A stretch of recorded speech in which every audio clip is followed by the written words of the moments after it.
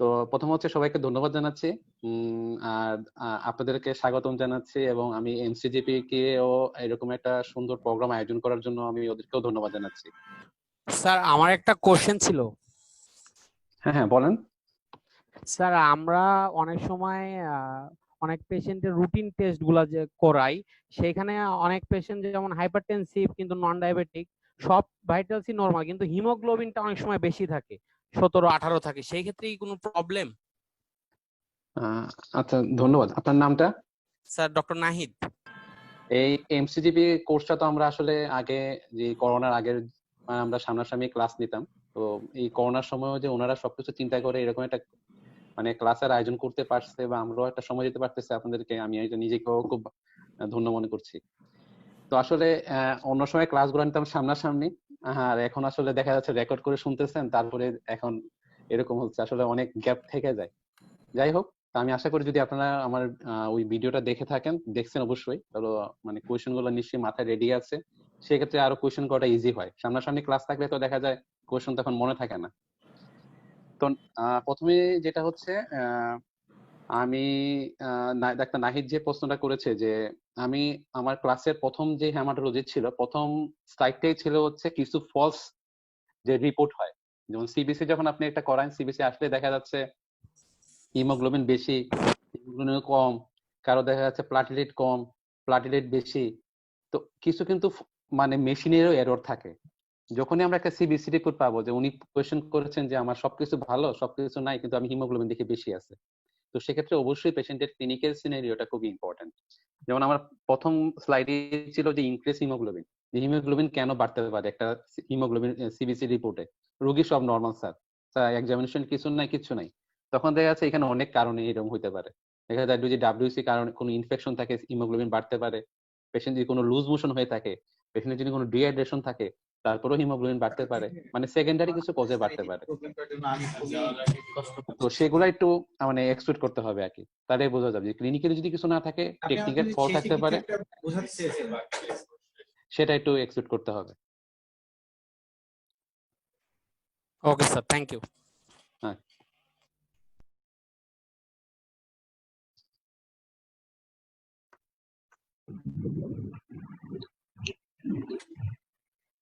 Hello, আসসালামু আলাইকুম sir.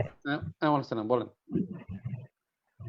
আচ্ছা, আমরা অনেক সময় নিউট্রোপেনিয়ার পেশেন্টদেরকে ফিলগ্রাস্টিনটা দিই, ওইটা আসলে কেমন এফিকাসি বা ওইটা আসলে ট্রিটমেন্ট অপশন হিসেবে ওটা কেমন কাজ করে?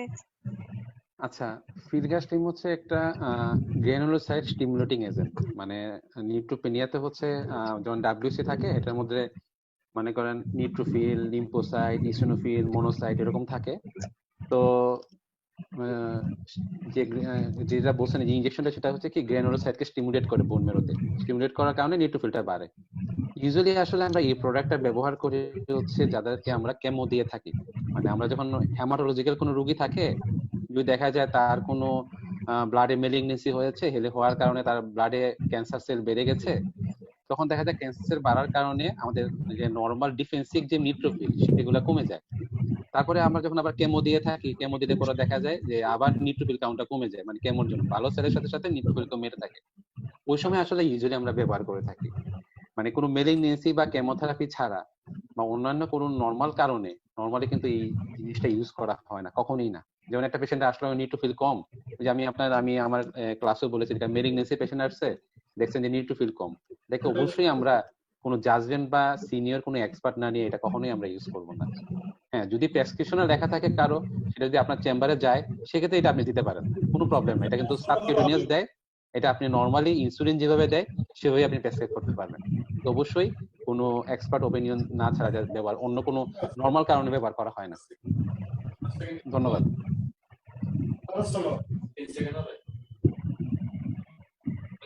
আসবে মানুষ আর করতে পারে।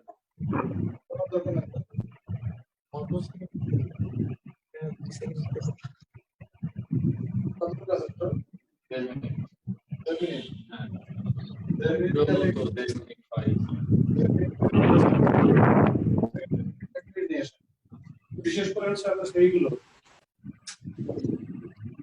দেখাচ্ছি। শেষ। এটা এখানে আসতে যত সময় লাগে পেডিয়াট্রিক্স এখান থেকে আমি কিন্তু পড়ে ফেলছি পেডিয়াট্রিক্স, মানে আমার 1 থেকে 2 সেকেন্ড হলে হয়ে যায়। কত আরো লাগে দেখেন 1 কোয়েশ্চেন 2 বলেন 3, আপনারা। এরপরে এই যে 10 লাগে না আমার হাবিব স্যার, জানি না টিএনটি স্যার আমার দুইটা প্রশ্ন ছিল স্যার, যদিও একটু বড় প্রশ্নটা স্যার, না না, সমস্যা নাই। Clinical base. আচ্ছা একটা মিনিট, ফরিদ ভাই, হ্যালো হ্যালো, ফরিদ ভাই, ওই যে এটা সাউন্ড হচ্ছে, ওই যে একটু যে অন্য জায়গায় একটু মিউট করে রাখেন, তাহলে মানে কোয়েশ্চন ছাড়া বাকি সবাই একটু মিউট থাকলে শব্দটা হবে না। আচ্ছা স্যার, জি। হ্যাঁ, আচ্ছা ভাইয়া বলেন। স্যার প্রথম প্রশ্নটা হচ্ছে, এ 45 years old female come to you with generalized weakness, how will we evaluate the patient? আচ্ছা, তারপর স্যার এইটাই প্রশ্ন, এটা তো generalized পুরাই- weakness স্যার। এটা একটা লং কোয়েশ্চেন বলে ফেলছেন, যে আমরা এফসিপিএস এ যখন পরীক্ষা দেই লং কোয়েশ্চেন থাকে আর শর্ট কোয়েশ্চেন থাকে, প্রায় 15 মার্কের কোয়েশ্চেন। তো যাই হোক, 45 ইয়ার্স, মেল না ফিমেল? ফিমেল। আচ্ছা ঠিক আছে, তাহলে যেহেতু এটা আমার আজকে হ্যামাটোলজির ক্লাস এবং হচ্ছে ইনফেকশাস ডিজিজের ক্লাস, সেক্ষেত্রে জেনারেল উইকনেস যদি 45 ইয়ার্স এ নিয়ে আসে, প্রথমেই আমরা চিন্তা করবো হচ্ছে হিস্ট্রি নিব, যে উইকনেসটা আসলে উনি উইকনেস বলতে উনি কি বোঝাতে চাচ্ছে।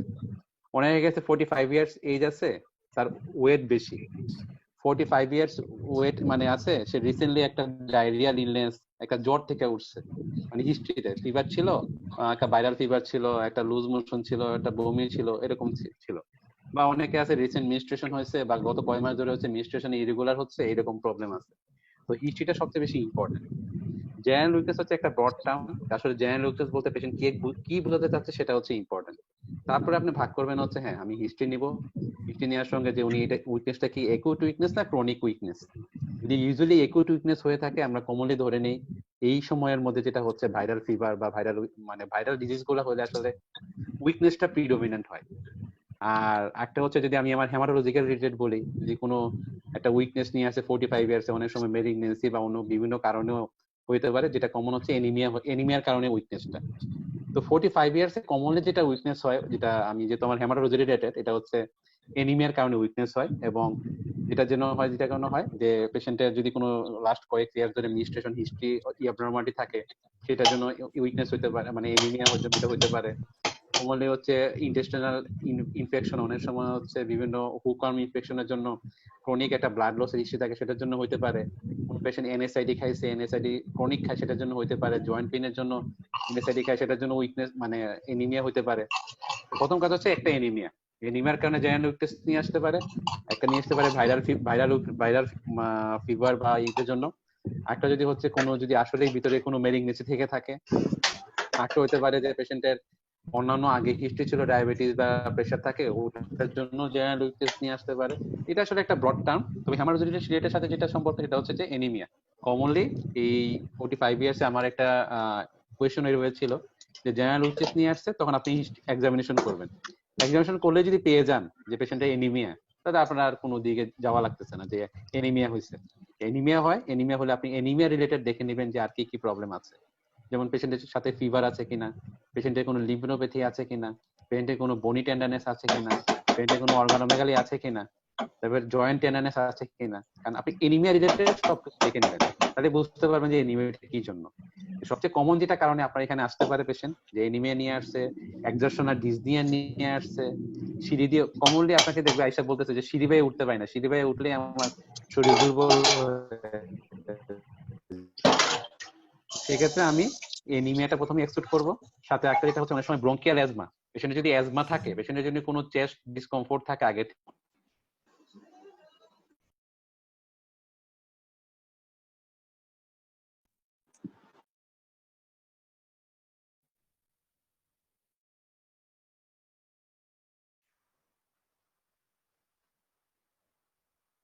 ফরিদ ভাই মিউট হয়ে গেছে। শোনা আছে? জি স্যার, শুনতে পাচ্ছি। তাহলে এইভাবে আর কি একটু general weakness as a whole evaluation করতে হবে আর কি। তো আপনি আর কিছু বলবেন, আর স্পেসিফিক কিছু জানতে চাচ্ছেন বলেন। হ্যালো সালাম স্যার। হুম। স্যার আরেকটা কোশ্চেন, সেটা হচ্ছে স্যার আমরা সবসময় এই যে ওয়ার্ডে ব্লাড ট্রান্সফিউশনের সময় যে আমরা কর্সন এভিল ইনজেকশনটা দেই, এটা কি আমরা সব মানে এটা কি সবসময় দেওয়া ঠিক নাকি রিয়াকশন হওয়ার পরে দেওয়াটা ঠিক? মানে ট্রান্সফিউশন করলে কি আমরা এভিল কর্সন দিয়ে শুরু করব কিংবা মিড ট্রান্সফিউশনে দিব, নাকি আমাদের এটা ইন্ডিকেশন না হলে আমরা দিব না? প্রথমে এক কথায় বলবো, কখনো দেওয়া উচিত না, কখনো না। এটা এমন দেখেন যে যেটা হচ্ছে কথা, প্রথম কথা হচ্ছে যখনই আপনারা সবাই জানেন, তাও আমি এই জিনিসটা বলতেছি, ব্লাড ট্রান্সফিউশন যখনই আমি করতে যাই, তো blood transfusion as a whole blood, RCC, তারপরে আমরা দেই হচ্ছে প্লেটলেট ট্রান্সফিউশন, আর এই করোনার যুগে হচ্ছে convalescent plasma. As a whole সব ব্লাড এবং ব্লাড প্রোডাক্ট আমি দুটাই যখনই দেই না কেন পেশেন্টকে, কিন্তু আমরা সবসময় আগে জিজ্ঞেস করে নেই বেসিক কথা, আপনি কি আগে ব্লাড নিয়েছেন? এক, আপনাকে কখনো আগে ব্লাড দেওয়ার সময় কোনো রিয়াকশন হয়েছিল? ব্লাড নিয়ে আসলো, আমি অর্ডার লিখে দিয়ে দিলাম, এটা কিন্তু ঠিক না। তখন আপনি অবশ্যই আগে তার প্রিভিয়াস হিস্ট্রি আছে কিনা জিজ্ঞেস করে নেবেন।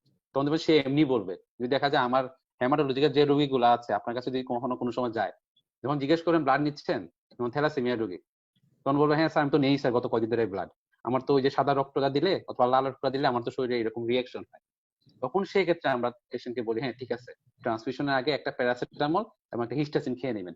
স্টেরয়েড কিন্তু কখনোই আমরা তখন বলি না, একটা প্যারাসিটামল, এনএসআইডি প্যারাসিটামল অথবা একটা হিস্টাসিন খেয়ে নেবেন। ওয়ার্ডে যেটা কমন সবাই প্র্যাকটিস করে, ব্লাড দিবেন আগে একটা কর্সনিভিল দিয়ে দাও, এটা কিন্তু কখনোই ঠিক না। আর যদি সেটা হেমাটোলজিক্যাল রোগী হয়ে থাকে, একটা স্টেরয়েড এবং একটা কোর্স মানে এগুলো দিলেই পেশেন্টের ব্লাড প্যারামিটার চেঞ্জ হয়ে যায়।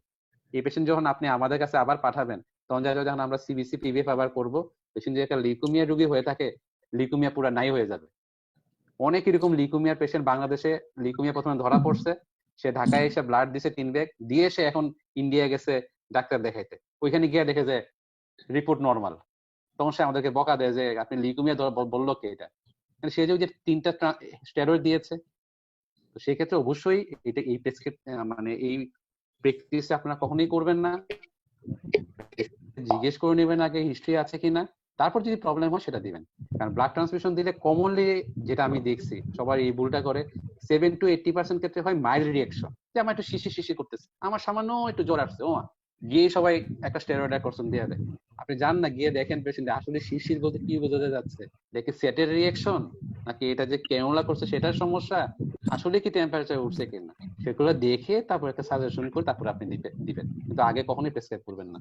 জি স্যার, এই ডিটেইলে আরেকটা কোশ্চেন স্যার, এই যে টেম্পারেচারটা বললেন, এই টেম্পারেচারটা কত উঠলে আমরা ব্লাড মানে 100 ক্রস করলে কি আমরা এটা ইনফিউশনটা অফ রাখবো, নাকি 199 এরকম ফিভারিশ ফিলিং এ আমরা ট্রান্সমিশন অফ রাখবো, কিংবা ডিউরিং যদি দেওয়ার পরে যদি ওনার ফিভার 100 অনও পাই, এই ব্লাডটা আবার কতক্ষণ পরে আমরা দিতে পারবো ওনাকে? হ্যাঁ, সবচেয়ে মজার ব্যাপার হচ্ছে একটা রোগী যখন ব্লাড নিয়ে আসে, অনেক কষ্ট করে কিন্তু সে ব্লাডটা নিয়ে আসে, এটা তো এমনি এমনি দোকান থেকে কিনে নিয়ে আসে না, ঠিক না? তা আমরা দেখা গেল যে একটু জ্বর হইলো, কষ্ট না এগুলো বলি ব্লাড ফালাই দেন, নতুন একটা ব্লাড নিয়ে আসেন, এটা খুবই আসলে পেশেন্টের জন্য একটা দুঃখজনক ব্যাপার। সামান্য রিয়াকশন হচ্ছে, আপনাকে দেখেন না কেন রিয়াকশনটা কি হচ্ছে। হ্যাঁ, টেম্পারেচার যদি আমরা বলি 0.5 to 1 ডিগ্রি সেলসিয়াস, যদি মাইল্ড রিয়াকশন যখন হয় 0.5 to 1 ডিগ্রি সেলসিয়াস রেঞ্জ হয় ইউজুয়ালি। তখন আপনি যাকে দিচ্ছেন জ্বর, মনে করেন আমার একটা একুট লিউকেমিয়ার পেশেন্ট আপনার কাছে গেছে, আপনি ব্লাডের রিপোর্টে দেখলেন লিউকেমিয়া, তা তো জ্বর থাকবেই। এটা ম্যালেরিয়া রোগী আপনার কাছে গেছে এনিমিয়া নিয়ে, জ্বর তো থাকবেই। তাহলে সে আগের প্যারামিটার দেখে নেবেন যে জ্বরটা আছে কিনা। আর তখন যদি দেখা যায় সামান্য মাইল্ড টেম্পারেচার রেজ করে, সেক্ষেত্রে আপনি শুধু ওয়েট করবেন, ওয়েট করে পরে আবার ব্লাডটা লাগাই দিবেন। আবার যদি মনে করেন না মাইল্ড না স্যার, একটু বেশিই বাড়ছে, আগে তো আর জ্বর কখনোই ছিল না স্যার, আগে সে প্যারাসিটামল কখনোই খাই নাই, সেক্ষেত্রেও আপনারা যখন আবার সাবসাইড করলে পেশেন্টের যদি কোনো মেজর রিয়াকশন না হয়ে থাকে, মেজর রিয়াকশন মানে কি, যে ট্রান্সমিশন রিলেটেড লাং ইনজুরি, কোনো অ্যানাফাইলেটিক শক, কোনো যদি বিপি কমে গেছে, পলিগোরিয়া হয়েছে, এই যেগুলো না থাকে, পেশেন্টকে আবার রিট্রান্সফিউজ করবেন, অবশ্যই ব্লাডটা নষ্ট করতে দিবেন না। Okay sir, thank you. Sir আরেকটা প্রশ্ন ছিল স্যার। বলেন। স্যার একটা 35 বছরের ওমেন স্যার কমপ্লেইন করতেছে স্যার ফিভার এট নাইট, রাতে জ্বর আসে বলে স্যার, এই ধরনের পেশেন্ট গুলা কিভাবে ইভ্যালুয়েশন করবো স্যার আমরা? রাতে জ্বর আসে, জি স্যার। এখন ওই যে বললাম যে মানে জেনারেল উইকনেস নিয়ে আসলে, আসলে জেনারেল উইকনেস মানে কি বোঝাতে যাচ্ছে পেশেন্ট, সেক্ষেত্রে জ্বরও যদি সে রাতের বেলা নিয়ে আসে, সেক্ষেত্রে আগে বুঝতে হবে যে জ্বরটা আসলে কি, কতটুকু জ্বর আসে, টেম্পারেচার রেকর্ড। যেহেতু আমার এই হেমাটোলজির মধ্যে ইনফেকশন ডিজিজটা আছে, তো একটা বেসিক জিনিস খেয়াল রাখবেন সবসময় আপনারা, যেটা আমরা অনেকেই ফলো করি না, আমার স্যাররা কিন্তু এখনো ফলো করে। এই রোগী জ্বরের কথা বলবে, don't start any medicine first, even a paracetamol. First establish the record, মানে record of temperature chart. Patient আসলে ফেভার বলতে কি বোঝা যাচ্ছে, একটা রেকর্ড টেম্পারেচার রেকর্ড করবেন, তখনই আপনি বুঝতে পারবেন টেম্পারেচার প্যাটার্ন দেখে আসলে কি সমস্যা। এটা কি কন্টিনিউয়াস ফিভার হচ্ছে, নাকি লো গ্রেড ফিভার হচ্ছে, নাকি ইন্টারমিটেন্ট ফিভার হচ্ছে, সেটা দেখে আমি সিদ্ধান্ত নিতে পারবেন যে আমি কোন ডিজিজের দিকে যাব। আর এই তো পেশেন্ট কি হিস্ট্রি নিবেনি, পেশাবে জ্বালা পোড়া আছে কিনা। তো ইউজুয়ালি আমার হেমাটোলজিক্যাল রিলেটেড যেটা আছে, অনেক সময় ব্লাড লিম্ফোমা পেশেন্ট যেগুলো থাকে, লিম্ফোমা পেশেন্ট দেখা যাবে যে পেশেন্ট মানে ইয়াং এজ, পেশেন্টের লিম্ফ নোড টিন নোড আছে, রাতের বেলা অনেক সময় একটা জ্বর ভাব থাকে। যদি আমি এমনি বলি, এটা আগে বলছি বেসিক ওটা। আর তারপর মেলিগনেন্সি রোগী, সিএমএল, মানে যেটা হচ্ছে ক্রনিক মাইলয়েড লিউকেমিয়া, এই ধরনের পেশেন্ট গুলো দেখা যাচ্ছে যে অনেক সময় রাতের বেলা জ্বর ভাব করে। তারপর হচ্ছে ওল্ড এজ যদি থাকে, ইউটিআই থাকলে অনেক সময় এরকম মাঝে মাঝে জ্বর ভাব বলে, তারা বলতে পারে না সাইন সিমটম। ডায়াবেটিস পেশেন্টরা কমনলি এরকম বলে যে ইউটিআই আছে, বোঝা যায় না, কিন্তু অনেক সময় ফিভার ভাব নিয়ে আসে। তো প্রথমে বেসিক কথা হচ্ছে টেম্পারেচার চার্টটা মেইনটেইন রাখতে বলবেন। যখন দেখবেন যে পেশেন্টের এরকম জ্বর, কোনো মানে বাকি সবকিছু আমি এক্সামিনেশনে কিছু পাচ্ছি না, টেম্পারেচার চার্ট রেকর্ড করেন, সেটা অনুযায়ী আপনি ডিসিশন নেবেন। Thank you sir. Hello, sir, আসসালামু আসসালামু আলাইকুম। আলাইকুম। হ্যাঁ বলেন। স্যার, স্যার আমার একটা কোশ্চেন ছিল। হুম, হ্যালো হ্যাঁ বলেন। স্যার, আমরা যে ম্যাসিভ ব্লাড ট্রান্সফিউশনের পরে হচ্ছে ক্যালসিয়াম গ্লুকোনেটটা দিই, আসলে কত ইউনিট ব্লাড ট্রান্সফিউশনের পরে ক্যালসিয়াম গ্লুকোনেটটা দেওয়া হয়? এরকম এখন কোন সিস্টেম, এখন কোনো এরকম নাই, এরকম কোনো নিয়ম নাই, এরকম দেওয়া লাগবে না। এখন ব্লাড যেগুলা কালেকশন করা হয় ব্যাগের মধ্যে, পর্যাপ্ত পরিমাণে ক্যালসিয়াম যেটা মানে ব্লাডের প্রিজার্ভেশন বা যেটা মিশনের জন্য দেওয়া থাকে, এটা দেওয়া লাগবে না এখন। স্যার আরেকটা কোশ্চেন ছিল। স্যার, যে থ্যালাসেমিয়ার পেশেন্টদেরকে আমরা ক্যালফার খেতে দেই, ওইটা আসলে ডোজটা কিভাবে স্টার্ট করা হয় আর কতদিন পর্যন্ত ক্যালফার খেতে হবে?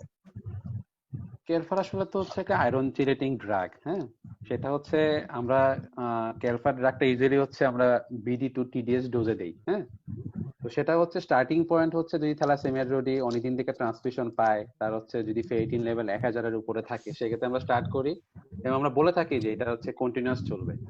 এটা হচ্ছে বিডি অথবা টিডিএস ডোজ। জি স্যার, থ্যাংক ইউ। বলেন। আসসালামু আলাইকুম স্যার। হ্যাঁ, আসসালাম, বলেন। স্যার, আমার ইনফেকশাস ডিজিজ নিয়ে একটা কোশ্চেন স্যার। স্যার, বলেন। টাইফয়েড ফিভার আমরা পেরিফেরিতে স্যার সিবিসি আর হচ্ছে ব্লাড কালচারের সুযোগটা ওখানে নেই, আমরা কি ভিটাল টেস্ট করতে পারি? এখন দেখা গেছে আপনারা আমাদের এখানে ক্লাস করার পরে যদি আপনার কাগজ আমি পাই, আর যদি দেখেন যে উটেল টেস্ট লেখা দিচ্ছেন, তাই প্রথমে আপনার ফোন দিয়ে কইবো যেটা দিচ্ছেন কে। অবশ্যই উটেল টেস্ট করে কোনো ভেরিয়েটি নাই, ঠিক আছে? তো আমি দেখেন আমার ব্লাড ক্লাসের মধ্যে, কালচারের সুযোগ না থাকলে কি করো স্যার? হ্যাঁ আমি এটা বলতেছি যে হ্যাঁ অবশ্যই, যেটা হচ্ছে আপনারা মানে আমরা যেটা আপনাকে একটু বলতেছি, অবশ্যই আমরা চেষ্টা করি যে যেটা স্ট্যান্ডার্ড সবকিছু আছে সেটা ফলো করা। হ্যাঁ, অবশ্যই আপনার এই জিনিসটা মানে জাস্টিফিয়েবল কোয়েশ্চেন। অ্যান্টি ফিভারের ক্ষেত্রে আপনি দেখেছেন যে, দেখেছি বা আমি যেটা দেখছি যে আমি এখন তো ঢাকাতে থাকি বা আগে যেটা যে ওখানে ছিলাম পেরিফেরিতে আমিও কাজ করে আসছি, প্রথম যেটা হয় যে মিস ডায়াগনোসিস, সামান্য 2 দিনের জ্বর নিয়ে আসছে, 2 দিনের জ্বর আর 1 দিনের জ্বরে কিন্তু টাইফয়েড বোঝাটা খুব টাফ। আপনি যদি প্রথমে 2 দিনের জ্বরে যে তাকে দিয়ে দিবেন যে সিবিসি ব্লাড কালচার, তাও কিন্তু এটা পুরো টাফ হয়ে যায় কিন্তু আসলে। তো সেক্ষেত্রে দেখা যাচ্ছে ম্যাক্সিমাম ক্ষেত্রে দেখা যাচ্ছে প্রথম ডে 1 থেকে হচ্ছে অ্যান্টিবায়োটিক স্টার্ট করে দেয়। আমি জাস্ট এটা শুরু করতেছি এটা দিয়ে, অ্যান্টিবায়োটিক স্টার্ট করে দেয় এবং ইনএপ্রোপ্রিয়েট ডোজে, যেমন একটা সেফিক্সিম দিল অথবা এজিথ্রোমাইসিন দিল, 2-3 দিন দিলে জ্বর কমলো না, সঙ্গে সঙ্গে সুইচ করে জায়গায় হচ্ছে সেপ্ট্রাজনে আবার আইএম 2টা দিল, জ্বর কমতেছে না। এইরকম যখন 2-3টা হয়ে যায়, তখনই দেখা যায় আসলে মিস ঝামেলাটা হয়। তো আমি আমার স্লাইড গুলাতে দেখেছি যে মানে এন্টেরিক ফিভারের যখন জ্বর নিয়ে আসে, জ্বর একটা প্যাটার্ন থাকে যে জ্বরটা স্টেপ লেডার প্যাটার্নে আস্তে আস্তে বাড়ে। আপনি দেখেন কমনলি যখন এন্টেরিক ফিভারের রোগীগুলো আপনারা পাবেন, দেখবেন যে জ্বরগুলো ইউজুয়ালি 5-6 দিন ক্রস করে যায়। তো যখনই আপনার কাছে জ্বর নিয়ে আসবে, স্যার আমি তো 6 দিন ধরে জ্বর আছে, আমি তো জ্বর কমতেছে না স্যার, তখন আপনি জিজ্ঞেস করবেন জ্বরটা কি আস্তে আস্তে বাড়তেছে? যদি বলে হ্যাঁ স্যার বাড়তেছে, আপনি জিজ্ঞেস করবেন আজকে যে 6 নাম্বার দিন বা আজকে যে 7 নাম্বার দিন, এই প্রথম দিন যেরকম জ্বরটা বেশি ছিল, আজকেও কি সে একই রকম ভাবে আছে? যদি বলে হ্যাঁ স্যার মানে প্রথম দিন যেরকম আমার 102-3 আসছে, আজকে স্যার এই 7 নাম্বার দিন হয় সেরকম আসে, তখন আমি বুঝতে পারেন জ্বরটা কিন্তু মানে বাড়তির দিকে আছে এবং জ্বর কিন্তু কমতির দিকে নাই। সেক্ষেত্রে আপনি এক্সামিনেশনে আরো রিলিভেন্ট স্টেজে জিজ্ঞেস করবেন যে তার অ্যাবডোমিনাল পেইন আছে কিনা, কোনো লুজ মোশনের প্রবলেম আছে কিনা। আর এক্সামিনেশনে যেটা হচ্ছে, আমরা অনেক সময় দেখা যায় যদি পালস দেখি, রিলেটিভ ব্রেডিকার্ডিয়া বডি, টেম্পারেচার বাড়ার সাথে সাথে কিন্তু আমাদের হচ্ছে পালস রেট বেড়ে যায়। তো সেক্ষেত্রে দেখা যায় টেম্পারেচার তার 102-3, পালস ওরকম বেশি বাড়ে নাই, সেক্ষেত্রে আমরা কিন্তু ধরে নিই এটা অ্যান্টি ফিভার হইতে পারে। আর সেকেন্ড হচ্ছে যদি অ্যাবডোমিনাল গ্রথ বাধা জ্বর উইথ যদি অ্যাবডোমিনাল টেন্ডারনেস পান, একটা সহজ ভাষায় ধরে নেবেন এটা মোস্ট প্রবাবলি অ্যান্টি ফিভার হওয়ার সম্ভাবনা বেশি। হ্যাঁ, স্পিনোমেগালি কোনো কোনো ক্ষেত্রে থাকে, হ্যাপারোমেগালি মাঝে মাঝে থাকে, হ্যাপারোস্পিনোমেগালিও থাকতে পারে, কঠিন জিনিস চিন্তা করে লাভ নেই। আর একটা জিনিস খেয়াল রাখেন একটু, অ্যান্টি ফিভার কিন্তু খুবই খারাপ জিনিস, খুবই খারাপ জিনিস। আমি আমার একটা স্লাইডে দেখিয়েছি মানে ফার্স্ট উইকে কি প্রবলেম নিয়ে আসে, সেকেন্ড উইকে কি প্রবলেম নিয়ে আসে, এবং থার্ড উইকে রোগী মরেও যেতে পারে, কিন্তু আপনি অ্যান্টি ফিভার তখন মাথায় আনবেন না। তো আর যেটা আপনি বলছেন ব্লাড কালচার যদি না করতে পারেন কোনো প্রবলেম নাই, সিবিসিটা যদি করেন তখন আপনি বুঝতে পারবেন, সিবিসি দেখে কি বুঝতে পারবেন অ্যান্টি ফিভার কিছুটা।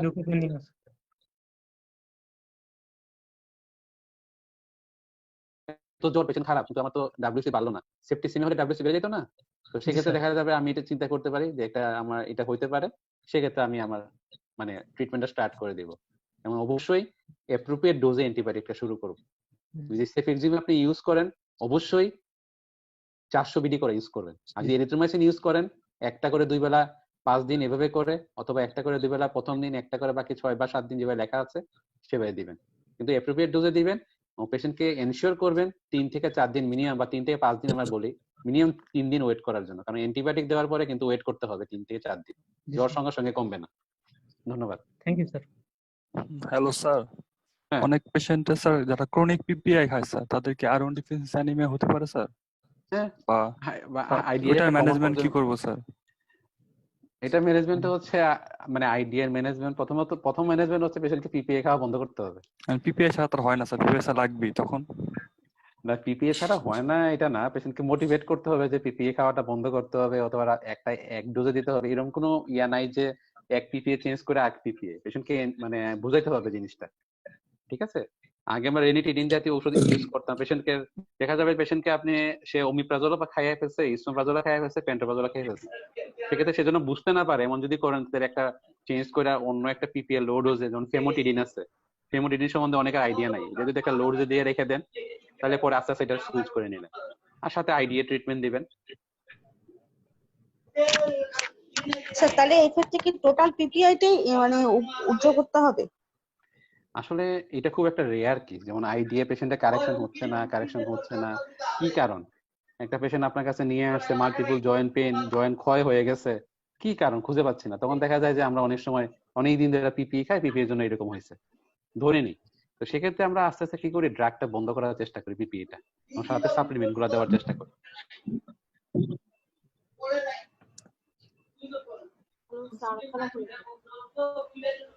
হ্যালো হ্যাঁ বলেন।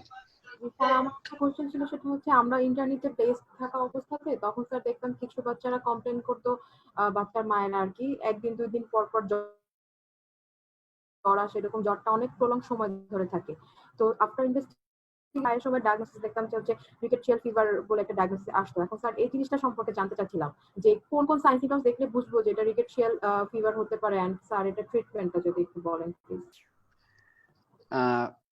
এইটা আসলে মানে কদিন আগেও কি এখনো এই প্রচলিত আছে যে পেশেন্টের জ্বর আসছে, সিবিসি করলাম, ইউরিনারি করলাম, ব্লাড কালচার করলাম, কিছু আসতেছে না, নেক্সট সবাই আমরা পরীক্ষা দিয়ে দিই হচ্ছে ট্রিপল অ্যান্টিজেন করান সবাইকে, না এটা বলে দেয় না ট্রিপল অ্যান্টিজেন করান। তো ট্রিপল অ্যান্টিজেন করার মধ্যে দেখা যায় এখানে ব্রুসেলা অ্যান্টিবডি, তারপর হচ্ছে যেটা আপনি বলছেন এই অ্যান্টিবডি পজিটিভ চলে আসে। তো ওইরকম আসলে ক্লিনিক্যালি মানে প্রতিটাই একটার সাথে একটা সম্পর্কযুক্ত, যেমন পেশেন্টের হাই গ্রেড ফিভার থাকবে, মাল্টিপল জয়েন্ট পেইন থাকবে, পেশেন্টের হচ্ছে অনেক সময় দেখা যায় লিভার এনজাইম বেশি থাকে ইউজুয়ালি, এবং একটা হিস্ট্রি থাকে। এগুলো হচ্ছে টাইফাস ফিভার, তো বিভিন্ন ধরনের মানে যারা গ্রামের বাড়িতে থাকে বা বাসায়ও থাকে, যেমন বিভিন্ন ধরনের মানে ইনসেক্টিসাইড মেড বেশিরভাগ এটা হয়ে থাকে। এই হিস্ট্রি নিলেই পাবেন যে আপনাদের ফ্যামিলি কেমন আছে, মানে আউটসাইডের কন্ডিশন কেমন আছে, সেগুলো হিস্ট্রি একটা থাকে। আর আসলে ফিভার বা অন্যগুলো থেকে এটা কোনো খুব বেশি ডিফারেন্ট হয় না। এন্টেরিক ফিভারের মতো দেখা যায় জ্বরটা খুব বেশি থাকে, অনেকদিন ধরে পারসিস্ট করে, পেশেন্টের জেনারেল কন্ডিশনটা ডিটারেট করে, অনেক সময় জন্ডিস নিয়েও আসতে পারে। তো সেই ক্ষেত্রে আমরা আসলে কমনলি যেটা অ্যান্টিবায়োটিক এখানে ব্যবহার করে থাকি ইয়াতে, ইউজুয়ালি বইয়ে লেখা আছে যে সেফট্রাক্সন জাতীয় ওষুধ ব্যবহার করে থাকি, তারপর হচ্ছে এরিথ্রোমাইসিন ওষুধ ব্যবহার করে থাকি। অ্যান্টিবায়োটিক টেস্ট করে সে যদি গ্রাম থেকে আসে, তার যদি ফ্যামিলিতে ঘরের যদি এরকম কন্ডিশন থাকে, সেক্ষেত্রে আমরা ক্লিনিকের একটা সাসপেক্ট করে নিই। স্পেসিফিক ওই রকম কিছু ক্লিনিকের আলাদা করে নাই, অর্গানোমেগালিও থাকতে পারে অনেক সময়। স্যার এই ক্ষেত্রে হচ্ছে এই রিকেটশিয়াল ফিভারটার জন্য এই অ্যান্টিবায়োটিকটা কি নরমালি যে ডোজটাতে চলে 5 দিন বা 7 দিন ওরকম ডোজেই চলবে নাকি একটু না লম্বা ওরকম না, ওই যে লং টার্ম কোনো ডোজের দরকার নাই এখানে। স্যার এটার পরবর্তীতে কোনো কমপ্লিকেশন অ্যারাইজ করতে পারে কিনা এখান থেকে? না, ওই যে যদি সে মানে ইনএপ্রোপ্রিয়েট ট্রিটমেন্ট পায়, সেক্ষেত্রে ওই যে সেপ্টিসেমিয়া হয়, মাল্টি অর্গান ইনভলভমেন্ট হয়, তারপর ব্লিডিং, লিভারে এনজাইম বেড়ে পড়ে ব্লিডিং মেডিসিন নিয়ে আসতে পারে।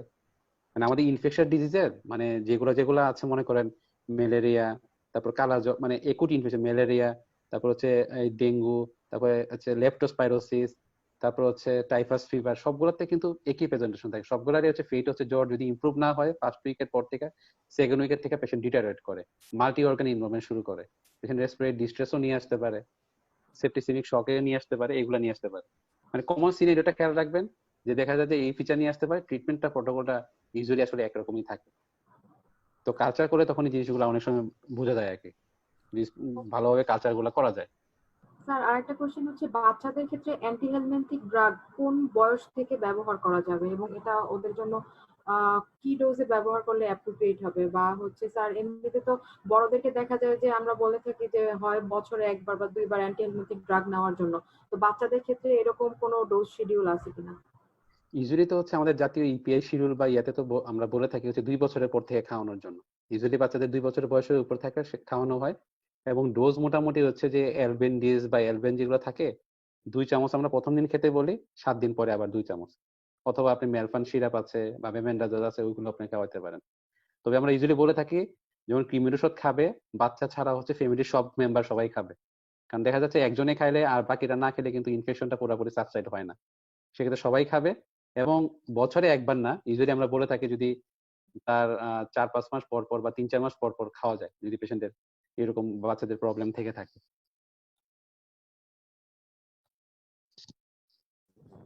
হ্যালো স্যার, আসসালামু আলাইকুম স্যার। স্যার আসসালাম। স্যার অনেক সময় আমরা পেশেন্টকে ব্লাড কালচার করতে দেই, সেই ক্ষেত্রে অনেক সময় পেশেন্ট অলরেডি অ্যান্টিবায়োটিক শুরু করে, সেই ক্ষেত্রে আমরা ফ্যান মেথডে করতে দেই। সেই ক্ষেত্রে ফ্যান মেথডে করতে দিলে স্যার কতটুকু অ্যাপ্রোপ্রিয়েট, কিংবা তখন কি করলে আমরা যে রেজাল্টটা পাই সেটা কতটুকু কারেক্ট সেটা জানতে চাচ্ছিলাম স্যার। হচ্ছে এখন হচ্ছে যখন আমরা ব্লাড কালচার দিই যে কোনো ইনফেকশন ডিজিজে বা জ্বরের জন্য, তো ম্যাক্সিমাম ক্ষেত্রে হচ্ছে আমরা আসলে আমাদের এখানে আমি যেটা অভিজ্ঞতা, ম্যাক্সিমাম ক্ষেত্রে আমরা কিন্তু কোনো অর্গানিজম পাই না। ঠিক আছে, মানে আসলে এটা পাই না কি জন্য, এটা কি ফল্টি টেকনিকের জন্য পাই না, না কালচার তারা গ্রো করতে পারে না পাই না, না তারা কি সব ধরনের অর্গানিজম দিয়ে এই পরীক্ষাটা করে না সেটার জন্য পাই না, সেটা আমরা আসলে বোঝা খুব টাফ হয়ে যায়। হ্যাঁ, ফ্যান মেথডে করলে এটাই অ্যাপ্রোপ্রিয়েট মেথড। যদি ফ্যান মেথডটা দেখা যাচ্ছে অনেক জায়গায় নাই, না থাকা সত্ত্বেও ওরা নর্মাল কালচার দিয়ে করে ফেলে, আর ফ্যান মেথড করার সময় আপনি সাথে সাথে একটু লিখে দিবেন নাকি কোন কোন অ্যান্টিবায়োটিকটা পেশেন্ট পেয়েছে, কয়দিন পেয়েছে, সেটা যদি লিখে দেন তাহলে তারা একটু এইটা টেস্ট করে দেখবে যে আসলে এটা সেন্সিটিভ বা রেজিস্ট্যান্স কিনা, বা এটা বাদ দেওয়ার চেষ্টা করবে না। সেটা করলে আপনি একটা ভালো রেজাল্ট পাইতে পারেন। Okay sir, thank you.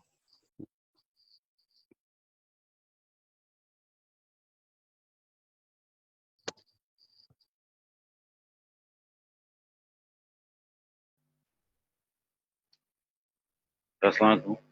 আসসালাম। জি, আপনি একটু অকাউট ব্লাড টেস্ট সম্পর্কে একটু বলবেন?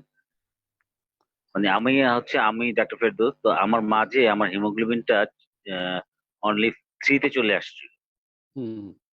তখন আমি সাথে সাথে আমাকে হাসপাতালে ভর্তি করানো হয়। ভর্তি না, এমনি এমার্জেন্সি বেসিসে নেওয়া হয়। তখন উনি আমাকে সব টেস্ট করানো হয়, পিভিএফ, সিবিসি, এজিবিটি, এইচওটি সব করানোর পর উনি কোনো মানে ব্লিডিং কোনো ডিসঅর্ডার আমার মধ্যে পায় না। এবং আমিও কোনো, আপনি যে বললেন যে শারীরিক দুর্বলতা, সেটাও আমি কোনো ফিল করতেছিলাম না। আমি মানে একটা কারণে আমি একটু আপসেট ছিলাম। তো ওই কারণে একটু দুর্বলতা একদিন বোধ করার কারণে নিজেই একটু যে ডায়াগনোস সেন্টারে এটা করানোর পরেই দেখি আমার এটা 3 চলে আসছে অ্যাক্সিডেন্টলি। আচ্ছা, এটা করার পর তারপর উনি আমাকে কোনো কিছু না পেয়ে তখন আমাকে উনি আমার শেষে বলেন যে অকাল ব্লাড টেস্টটা করার জন্য। আচ্ছা। এবং ওটা উনি মানে আমি বলবো অ্যাপোলো হাসপাতালের, তো হুম। উনি বললেন যে এই অকাল ব্লাডটা অনলি আপনি আইসিডিডিআরবি থেকে করার জন্য। আচ্ছা। তো ওইটা তো নেগেটিভ, কিন্তু হুম। পরবর্তীতে উনি আমাকে 2টা ইনজেকশন দিলেন, যেটা হচ্ছে জেফিরন ইনজেকশন। হুম। হুম।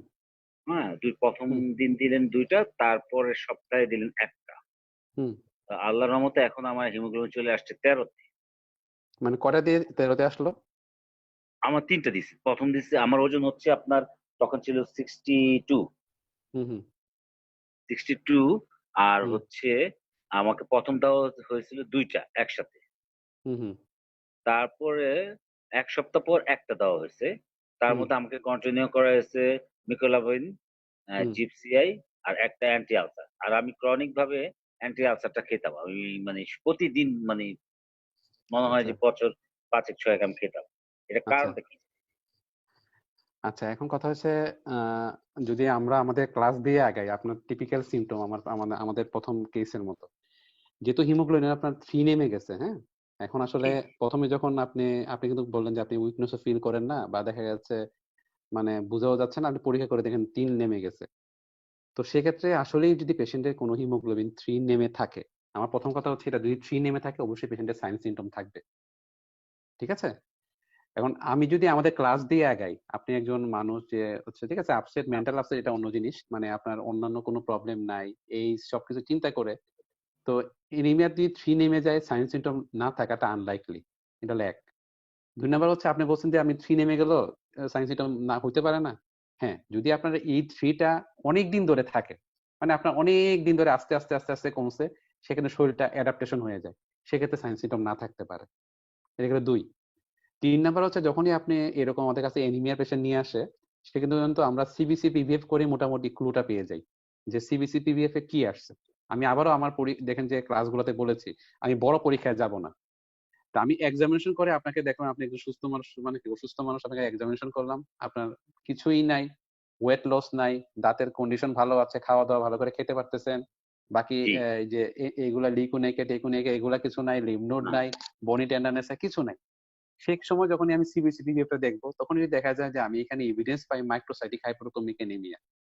সিবিসি দেখলে কিন্তু অনেক জিনিসই বোঝা যায়। এটা কি অ্যাপ্লাস্টিক অ্যানিমিয়া হয়ে গেল, মানে আপনার হিমোগ্লোবিন কমলো না, সাথে কি ডাব্লিউএসসি প্লাটেলেট এগুলাও কমলো কিনা, নাকি শুধু একটা কমলো। ঠিক আছে, একটা কমলো, একটা কমলে কি এটা কি মাইক্রোসাইটিক হাইপারটনিক অ্যানিমিয়া হইলো, নাকি ও নিজে একটু আপসেটে ছিল, খাওয়া দাওয়া ঠিক মতো করতে পারে নাই, নাকি এটা কি মেগালোবাস্টিক অ্যানিমিয়া ছিল। অনেক সময় তো আমরা না খাওয়ার জন্য হয় না এরকম। জি, জি, তো সেক্ষেত্রে সিবিসি পিভিএফ দেখলে যদি অ্যাকচুয়ালি একজন হেমাটোলজিস্ট বা একজন ভালো স্পেশালিস্ট দেখে থাকেন, মোটামুটি ক্লু পেয়ে যায়। সেক্ষেত্রে আমি যদি আপনার হিমোগ্লোবিন দেখতে পারতাম যে 3 আছে, আমি মাইক্রোসাইটিক হাইপোক্রোমিয়া অ্যানিমিয়া, আমার নেক্সট পরীক্ষায় থাকতে হচ্ছে আমি এসজিবিটি টেসজিবিটি বাদ, আমি এসজিবিটি বাদ দিয়ে আমি প্রথমে করতে দিলাম না, কি দিলাম না একটা করতে, আয়রন প্রোফাইল। সোজা কথা, 3 নাম্বার পরীক্ষা, আয়রন প্রোফাইল দেখা গেল না, ঠিকই আয়রন আপনার লেভেলে অনেক কমে গেছে। যখনই আয়রন কমবে তখন আমি বলবো হ্যাঁ এটা তো তাহলে আয়রন ডিফিসিয়েন্সি অ্যানিমিয়া। তখন আমি যাব পরীক্ষা আরেক দিক দিয়ে, তখন আমি যাবো যে কোন দিক দিয়ে রক্ত যাচ্ছে কিনা। তখন আমি আপনার হিস্ট্রি নেওয়া শুরু করবো, আপনার ড্রাগ হিস্ট্রি, যে আপনি কি জয়েন্ট পেনের জন্য কোনো এনএসআইডি খাচ্ছেন, আপনি কি কোনো লং টাইম পিপিআই খাচ্ছেন, আপনার কি মাঝে মাঝে পায়খানা কালো হয়, মাইক্রোসাইটিক হাইপোকোনমি অ্যানিমিয়াল লাইনে। নেক্সট 4 নাম্বার আমি পরীক্ষা করতে দেবো আপনাকে স্টুলোবিটি, এত দৌড়াদৌড়ি অন্য পরীক্ষা ছাড়া। ঠিক আছে? তো সেক্ষেত্রে হচ্ছে এই স্টুলোবিটি করলে তখনই স্টুলোবিটি কিছু ফ্যালাসি আছে। একটা স্টুলোবিটি রেজাল্ট কিন্তু কখনো রিপোর্ট আপনি আসতে পারবেন না, মিনিমাম এখানে 2টা স্যাম্পল দেওয়া লাগে, একটু অ্যাপার্ট হিসাব করে। কারণ স্টুলোবিটিতে ফলস নেগেটিভ রেজাল্ট অনেক বেশি আসে। আর স্টুলোবিটি দিয়ে আমরা যদি বুঝতে পারি অকাল্ট কোনো ব্লিডিং আছে কিনা, জিআই ব্লিডিং সোজা কথায়, যদি আমার স্টমাকের এখানে কোনো ব্লিডিং থাকে, অথবা আমার যদি কোলোনো কোনো প্রবলেম থাকে যে অকাল একটু একটু একটু করে ব্লিডিং হচ্ছে, তাহলে দেখা যাচ্ছে যে এইরকম হয়। তাহলে সেক্ষেত্রে এই 4টা পরীক্ষা দিয়েই মোটামুটি ক্লু চলে আসে। তো মানে এখন এই স্টুলোবিটি সেক্ষেত্রে দেখা যাচ্ছে আপনি আয়রন দিয়েছেন, আয়রন দিয়ে কিন্তু ব্লাড দিয়েছিলেন শরীরে। না, না, ব্লাড দিইনি। আমি আপনাকে ওই জেফিরন ইনজেকশন 2টা দেওয়া হয়েছিল। মজার ব্যাপার হচ্ছে দেখেন, আপনি ব্লাড ছাড়া, আপনারা যারা বাকিরাও শুনতেছেন, যে ব্লাড ছাড়া ওনার 3 থেকে কিন্তু 10-এর উপর উঠে গেছে মাত্র 3টা আয়রন ইনজেকশনে। তাহলে it's a case of until otherwise prove IDA, নাকি? একটা আই মানুষের ব্লাড মানে আয়রন ডিফিসিয়েন্সি এনিমিয়া, জি, মানে জি, ব্লাড ছাড়া আপনার আয়রন দিয়ে উঠে গেছে, এটা জি, খুব একটা ভালো জিনিস না। তো আমরা এখানে দেখা যাচ্ছে যে অনেকে 3 আছে, আগে ব্লাড দাও, তাড়াতাড়ি ব্লাড দাও, তো তার আপনি দেখা গেল না রিপোর্টে কিছু পাইলেন না, ঠিক না? জি। তো যাই হোক, সেক্ষেত্রে এখন আমি যে বললাম 4টা পরীক্ষা করলাম, আপনাকে আমি এডমিট করলাম, ব্লাড গ্রুপিং করাইলাম, করায় তখন দেখা গেল যে আমি কজটা বার করার চেষ্টা করতাম। এখন আমরা সবাই মানে অ্যানিমিয়ার কজ কি সেটা অনুযায়ী ট্রিটমেন্ট করি। প্রথমেই ব্লাড দেই না, যদি দেখা যায় ব্লাড লস হিসেবে তখন ব্লাড দিই, নাহলে আমরা কি করি, যে কজ সেটা ট্রিটমেন্ট করলে কিন্তু অ্যানিমিয়া ভালো হয়ে যায়। তো আপনার ফার্দার ইনভেস্টিগেশন দরকার ছিল, জানি না অবশ্যই নিচে করা হয়েছে যে জি, জি। ওই যে না এখন আমার 13 আছে, 13 হ্যাঁ না না এখন এটা তো 13 আপনি আসছে। না, এখন আপনি তো ট্রিটমেন্ট করে ফেলছেন, ভালো আছেন, কিন্তু জি, কেন জি, কমছে আল্লাহ। সেটাও আপনার কিন্তু বার করতে হবে। সেটার জন্য ফার্দার আমার অ্যাডভাইস থাকবে, বা জি, আমাদের ওই ইনভেস্টিগেশন চার্টেও আছে second line investigation, endoscopy, colonoscopy, এগুলা করা দরকার যে আসলেই কেন কমে গেছিল। কিন্তু আমার তো অন্যান্য কোনো সাইন সিমটম হচ্ছে না, মানে পায়খানা কালো হচ্ছে না বা হ্যাঁ অন্য ওই যে বললাম কোথাও যে ব্লিডিং। এই যে বললাম তবে স্টুল ওবিডিতে কিন্তু ফলস নেগেটিভ রেজাল্ট অনেক বেশি, ঠিক আছে? আচ্ছা, অকাল ব্লাড টেস্ট কিন্তু আমি পরবর্তীতে আমি আবার 2 বার করাইছি, ওটা তো নেগেটিভ। হ্যাঁ তাহলে সমস্যা নেই, এটা তো আমার প্রাইমারি ইনভেস্টিগেশন না, সেক্ষেত্রে আপনার পরবর্তী ইনভেস্টিগেশন হচ্ছে এন্ডোস্কোপি করা, অবশ্যই কিন্তু এন্ডোস্কোপি করা। আমি এন্ডোস্কোপি তো এটাতে ভয় পাচ্ছি, এই জন্য এটা এন্ডোস্কোপি করাইতে চাচ্ছি না, ভয়। না, এই যে ভয়ের জন্য যদি এন্ডোস্কোপি না করান, তো কারণ যদি থাকে ভিতরে, সে আবার এনিমিয়া হবে, তখন কিন্তু আর এই আয়রন দিয়ে কারেকশন হবে না। আমার মনে হয় যেটা করা উচিত না, যেখানে 3 নেমে গেছে একটু গুরুত্বের সহিত হইলো, যদি এখন করোনার সময়, এখন তো এন্ডোস্কোপি করা রিস্কি, এখন না করেন, এই সময়টা যাক, পরে এটা করাই নিয়েন, এটা আপনার জন্য বেটার হবে। আর পিপিএটা হচ্ছে, তো আপনি একজন ডাক্তার মানুষ, আপনি নিজেও, আমি বললাম যে এটা আসলে একটা মানে ধারণা, আমার খাদ্যাভ্যাস, আমার চিন্তা ভাবনা, আমার স্ট্রেসে কিন্তু মানুষের যে পরিমাণ মানে অ্যাসিডিয়া হয়, এটা আপনি বুঝতে পারবেন না। সেক্ষেত্রে আপনি খালি ওমিপ্রাজল খাবেন, আর এদিকে আপনার আইডিয়া হয়ে যাচ্ছে একটা কমন কারণ, সেটা প্রবলেম হয়ে যাবে। তো পিপিএটা করেন, এন্টি স্ট্রেস কমে থাকবে নাকি, আর এন্ডোস্কোপিটা করাই নিয়েন। আচ্ছা, ওনাকে আমাকে পরে সাজেশন দিয়েছিল বোন মেরো স্টাডির জন্য। এটা আপনি কি কোনো হেমাটোলজি দেখাইছিলেন? জি জি জি জি জি, বিআরবি। বোন মেরো স্টাডি তো অবশ্যই প্রথমেই না, আমি তো যদি বলি আমরা আমাদের ক্লাস দিয়ে আগাই, যেহেতু আপনার একটা ভালো কেস সবাই শুনতেছে, আপনি বলছেন আপনার কিছু নাই, অর্গানোমেগালি নাই, কিছু নাই, হ্যাঁ, না না, এখন আপনার সিবিসি রিপোর্টে যদি এরকম থেকে থাকে যে হিমোগ্লোবিন কম, সাথে ডাব্লিউবিসিও কম, প্লাটিলেটও কম, মানে 3টা সেল লাইনই কম, তখন আমরা না, চিন্তা করবো, হ্যাঁ 3টা সেল লাইন কম।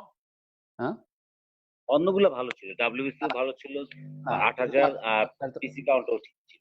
না না, এটি বুঝলে আমার বাকি স্টুডেন্টরা যারা আছেন তারা বলতে পারবেন, যেহেতু আমার বাকি সব প্যারামিটার ভালো, তাহলে আমি কেন বোন মেরোকে ধরবো?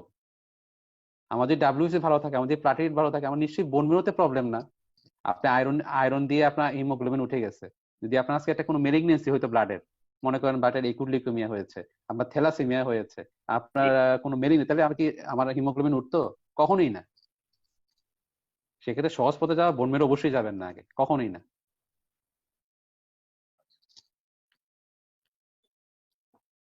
ধন্যবাদ। তাহলে কি এন্ডোস্কোপি করে ফেলবো? হ্যাঁ এখন তো ভালো, এখন না, এই সময়টা যাক, মাসখানেক যাক, করোনার সময়টা যাক, এখন এন্ডোস্কোপি পারছে তো, তারপরও এখন আমার সাজেশন থাকবে হচ্ছে আপনার এই আইবি ইনজেকশন তো দিয়েছেন না? জি জি জি জি, আচ্ছা, আমার যে আইডি এর যে একটা আছে, ওই ক্যালকুলেটর, হ্যাঁ জি জি, ক্যালকুলেশন। প্রেসক্রিপশনটা আপনারা দেখেছেন সবাই? আপনারা যারা শুনতেছেন, প্রেসক্রিপশন সবাই? আচ্ছা, ওই প্রেসক্রিপশনে কিন্তু মানে আসলে এই ক্লাসগুলো হয় খুব ভালো হয়েছে। আয়রন যখন আমরা কারেকশন করি, একুট কারেকশন করতে হয় এবং স্টোরেজ কারেকশন রাখতে হয়। তো সেক্ষেত্রে আপনি 13 বাড়ায় তুলছেন এখন, কিন্তু আপনার যে বাকি যে আয়রন মানে কনজাম্পশন বডিতে, সেটাও কিন্তু পারসিস্ট রাখতে হবে। সেটার জন্য অবশ্যই এটা অনেকেই জানে না, এটা রং ধারণা, আয়রন দিয়ে 13 তুলছেন, বাকি আরো অরার আয়রন 2 থেকে 3 মাস কন্টিনিউ করবেন। যদি আপনি স্টোরেজ না রাখতে পারেন ঘরের মধ্যে, এখন খায়া নিলেন, আবার কিন্তু পেট খালি হয়ে যাবে। সেক্ষেত্রে বুঝতে পারবেন না পেট খালি কি আমার স্টোরেজের জন্য হয়েছে না চুরে নিয়ে গেছে। চুরকে তো খুঁজতে গেলে এন্ডোস্কোপি করতে যাবেন আপনি, এত পরে। কিন্তু আগে যদি নিজের স্টোর ঠিক না রাখতে পারেন, তাহলে কিন্তু আবার কমে যাবে। সেক্ষেত্রে ওরাল আয়রন অবশ্যই আরো 2 থেকে 3 মাস কন্টিনিউ রাখবেন, নাহলে আবার সামনের 1 মাস পরে আবার কমে যাবে। আচ্ছা, আর একটা কথা হচ্ছে, আমার এখানে একটু সমস্যা আছে, একটু বলে রাখি যে আমি পোস্ট পোলিও সিনড্রোমে আছি। আমার বাম পায়ে পোস্ট পোলিও সিনড্রোম ছিল, হ্যাঁ। তো ওনারা বলছে এইটার কারণে আপনার এই আয়রনটা কমে গেছে। আচ্ছা ঠিক আছে, আমি তো বললাম যে পোস্ট পোলিও সিনড্রোম এটা অনেক রেয়ার কজ তো আমরা রাখবোই। যে পোস্ট পোলিও সিনড্রোম মনে করেন আমার 6টা কজের মধ্যে আমি 6 নম্বরে রেখে দিলাম, বাকি উপরে 5টা তোমাকে এক্সিট করতে হবে নাকি? তো ওনার তো আমি অ্যান্ডোস্কোপি ছাড়া সব করলাম, হিমোগ্লোবিন ইলেকট্রোপোরেসিস এটাও করলাম, সব করলাম, কোনোটাতে তো আমি মানে শুধু হিমোগ্লোবিন তো কোনোটাই কম কমছে আচ্ছা, না। আর ওই যে বললাম যে আসলে এই আইডিএর সেই লম্বা কজ, আর আমরা অনেক পেশেন্ট ডিল করি, সেজন্য এটাও বলি যে অনেকে আমরা এরকম পেয়েছি সব কজ নর্মাল, আমরা জেনেটিক স্টাডি করে দেখছি যে আয়রন যেখান থেকে অ্যাবজর্পশন হয় গাটে সেইখানে প্রবলেম, সেখানে দেখা যাচ্ছে পেশেন্টকে লং টার্ম সবসময় আয়রন সাপ্লিমেন্ট দিতে হয়, অথবা মাসে 3 মাস পর পর আমরা আইভি আয়রন দিয়ে থাকি, যেটাকে আমরা বলি genetic defect of iron absorption. তো সেটা আমি এত ভিতরে যাচ্ছি না, তো অনেক কারণই আছে, এটাতে কোনো মানে মানে আনডায়াগনোসের জিনিস না, স্টেপ বাই স্টেপ আগানো যায়, যার কাছে থাকেন মানে যেই দেখুক স্টেপ বাই স্টেপে যদি আগান, আমার মনে হয় যে কারণটা পেয়ে যাবেন, কোনো প্রবলেম হবে না আপনার। কিন্তু এখন আপাতত ওরাল আয়রনটা কন্টিনিউ রাখেন, আর এই ঝামেলা শেষ হওয়ার পরে স্টেপ বাই স্টেপ অন্য পরীক্ষাগুলো করবেন। অবশ্যই বোন ম্যারো এখন না, পরে, বোন ম্যারো সবার লাস্ট রিসোর্স। ধন্যবাদ। স্যার একটা কোশ্চেন, এই ক্ষেত্রে যদি লং টার্ম পিপিআই তো সে আগে থেকে ইউজ করতো, এই ক্ষেত্রে যদি আয়রন সাপ্লিমেন্টেশন টু মানে অনেক লং টাইম ধরে দেওয়া হয়, কয়েক মাস ধরে 3 to 4 months যদি দেওয়া হয়, তাহলে আবার আয়রন সাপ্লিমেন্টেশনের জন্য ইটসেলফ লোকাল কোনো সমস্যা হতে পারে না জিআইটিতে? ইউজুয়ালি হয় না। যদি আয়রন সাপ্লিমেন্টটা আপনি খাওয়ার পরে দেন, তারপর গ্রাজুয়ালি আস্তে আস্তে করে শুরু করেন, প্রথমে 1টা করে দিলেন, পরে 2টা করে দিলেন, পেশেন্টের কমপ্লায়েন্সটা বুঝে বলেন, ইউজুয়ালি প্রবলেম হয় না, ইউজুয়ালি সমস্যা হয় না। আইডিএ ট্রিটমেন্টের প্রথমেই 1 নাম্বার হচ্ছে ওরাল আয়রন, যদিও আইভি আয়রন দেয় সবাই, কিন্তু প্রথমেই ট্রিটমেন্ট হচ্ছে ওরাল আয়রন।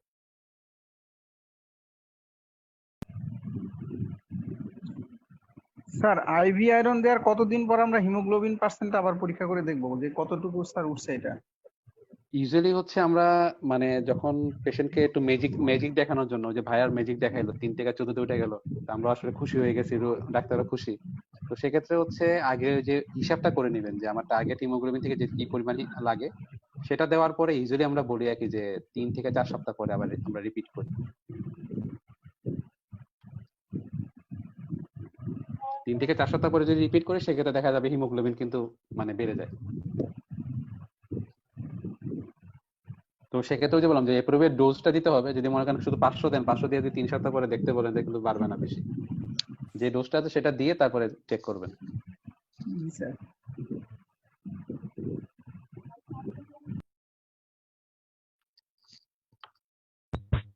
হ্যালো, আসসালামু আলাইকুম। ওয়ালাইকুম সালাম। স্যার একটা কোশ্চেন ছিল, রিলেটেড না যদিও। স্যার আমার অ্যান্টি আলসারেন্ট নিয়ে একটা কোশ্চেন। সেটা হচ্ছে স্যার আমার বাবা, উনি হচ্ছে ডায়াবেটিক্স মেলাইটাস আছে 25 ইয়ার্স থেকে। স্যার ইসকেমিক স্ট্রোক 6 বছর আগে, বিনাইল এনলার্জমেন্ট অফ প্রোস্টেট 8 বছরের মতো স্যার। উনি স্যার এখন ইনসুলিন নেন, আর স্যার ক্লোপিডোগ্রিল নেন, ইউরোম্যাক্স ডি, আর অক্সিফিল সিআর, আর রোসুভাস্টাটিন। এগুলো ড্রাগের সাথে স্যার র্যাবিম্যাক্স ওনার এই যে স্ট্রোক করার পরে 2004 থেকে প্রায় 6 বছর এখন স্যার চলতেছে র্যাবিম্যাক্স সকালে 1টা করে।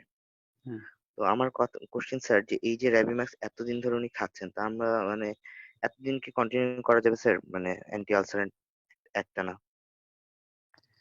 এখন আসলে কি, যখনই পিপিই লং টার্ম ইউজের সময়, মানে যখন আইডি এর কজের মধ্যে লং টার্ম পিপি আছে, কিন্তু কোন সময় আছে যখন পেশেন্ট আসলে মাল্টিপল অনেকগুলো মেডিকেশন খায়, যেমন ক্লোপিডোগ্রিল বলছেন, ওনার স্ট্রেসে আছে, স্ট্রোক হয়েছে, সেক্ষেত্রে কিন্তু আমরা অনেক সময় দিয়ে থাকি মানে সিঙ্গেল ডোজে, অথবা অনেক সময় বলি যে 1 দিন পর পর খাইতে।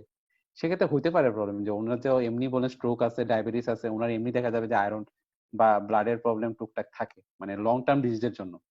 ইউজুয়ালি যদিও স্যাররা লিখে থাকে বা আমরা অনেক সময় লিখে থাকি, কিন্তু আমি বা আমাদের অনেকে যারা আছে, আমরা সবসময় এরকম চলবে লিখি না, মাঝে মাঝে দরকার মতো ইউজ করি।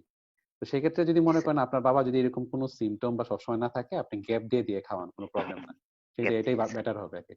স্যার কারণ ক্রিয়েটিনিন যখন করা হয়েছে স্যার 1.2 একবার আসছে সেরাম ক্রিয়েটিনিন, আর স্যার গ্যাপ দিয়ে তাহলে স্যার ইয়ে করতে পারবো। হ্যাঁ, আর একটা যদি আপনি কথা বলছেন আপনার বাবার সম্বন্ধে, একটা জিনিস খেয়াল রাখবেন আপনারা সবাই, যখন ক্রিয়েটিনিন মনে করেন আপনাদের যে জায়গা থেকে ক্রিয়েটিনিন পরীক্ষা আপনারা করান, সেখানে রেফারেন্স রেঞ্জটা সবাই আগে দেখবেন।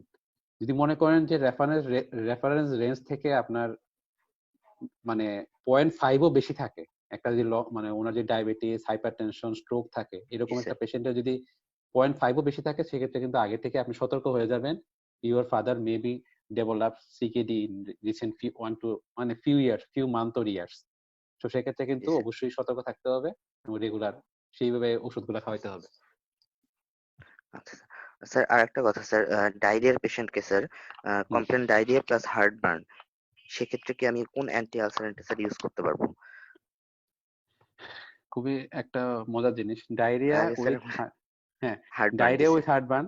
এটা আমি ওই যে আপনাদের ক্লাস নেওয়ার সময় কিছু কাজ করার সময় দেখলাম যে সেক্ষেত্রে এলটি আলসারেন্ট বেটার হচ্ছে পেন্টোপ্রাজল আর ইসমেপ্রাজল। তো সেটা বলে থাকে অনেকে কি জন্য, তো ওমিপ্রাজলে নাকি হচ্ছে মোর্টালিটি বাড়ায় দেয়, আলসারেশন কমায় কিন্তু মোর্টালিটি বাড়ায় দেয়।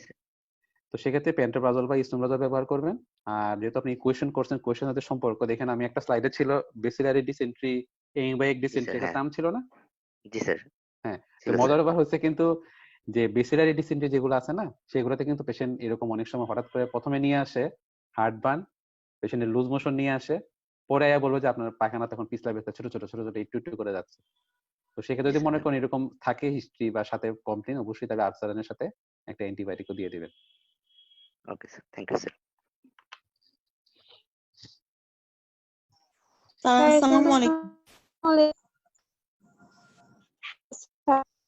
হ্যাঁ বলেন। স্যার একজন উনি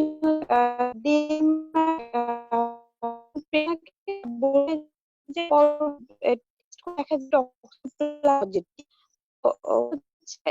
এখন আপনার কথা আপনার শোনা যাচ্ছে না কথা।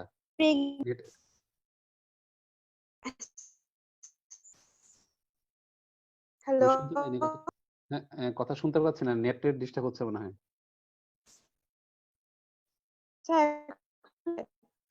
না এখনো কথা কেটে কেটে আসতেছে।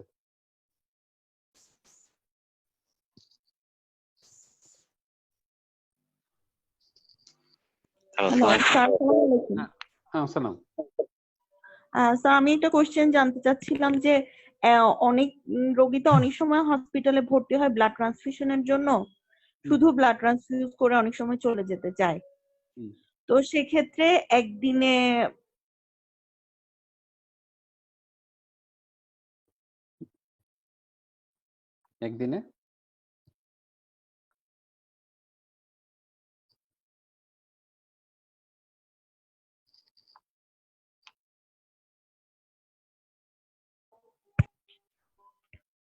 হ্যালো স্যার, আসসালামু আলাইকুম। বলেন, আবার মানে শোনা যাচ্ছে না বলেন। স্যার শোনা যাচ্ছে? হ্যাঁ শোনা যাচ্ছে। স্যার ওই যে অনেক সময় অনেক পেশেন্ট হসপিটালে অ্যাডমিট হয় শুধুমাত্র ব্লাড ট্রান্সফিউশনের জন্য, যে 2 বা 3 ব্যাগ ব্লাড ট্রান্সফিউশন করে ওরা ডিসচার্জ নিয়ে চলে যাবে। সেক্ষেত্রে একদিনে কয় ব্যাগ ব্লাড ট্রান্সফিউশন করাটা সেফ? আচ্ছা, এখন কথা হচ্ছে ব্লাড ট্রান্সফিউশন যখন দেখা যাচ্ছে ব্লাড ট্রান্সফিউশন করে করে চলে যায়, তো সেক্ষেত্রে হচ্ছে আপনি আগে মানে যেটা দেখে নেবেন হচ্ছে ওর ডায়াগনোসিসটা কি। ঠিক আছে, যে পেশেন্টের ডায়াগনোসিসটা কি, ব্লাডটা কেন নিচ্ছে, এবং পেশেন্টের এইজ কত, এবং পেশেন্টের অ্যাসোসিয়েটেড কমরবিডিটি আছে কিনা, যেমন হার্ট ফেলিয়ার আছে কিনা, কোনো রেনাল ডিজিজ আছে কিনা, সেটা খেয়াল রাখতে হবে। তো ইউজুয়ালি যখন ব্লাড ট্রান্সফিউশন করতে আসে, যেমন আরসিসি ট্রান্সফিউশন মানে হচ্ছে হিমোগ্লোবিন লেভেলটা তার কত আসলে, সেটা জিনিসটা খেয়াল রাখতে হবে।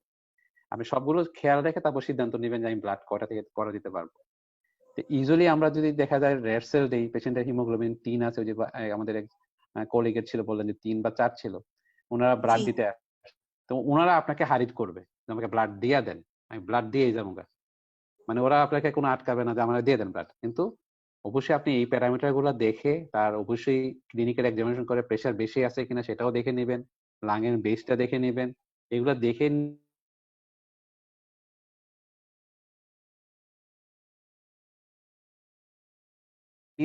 ক্রনিক ব্লাড লিউকেমিয়ার পেশেন্ট আমরা ট্রিটমেন্ট দিয়েছি, বলে দিই যে আপনার ওখানে গিয়ে ডাক্তারের কাছে গিয়ে ওইখানে ব্লাডটা দিয়ে দিন। তো সেক্ষেত্রে ইউজুয়ালি আমরা প্রিফার করি যে রেড সেল যদি হয়, আরসিসি যদি হয়, সেক্ষেত্রে আমরা ইউজুয়ালি 2টার বেশি দিতে না করি।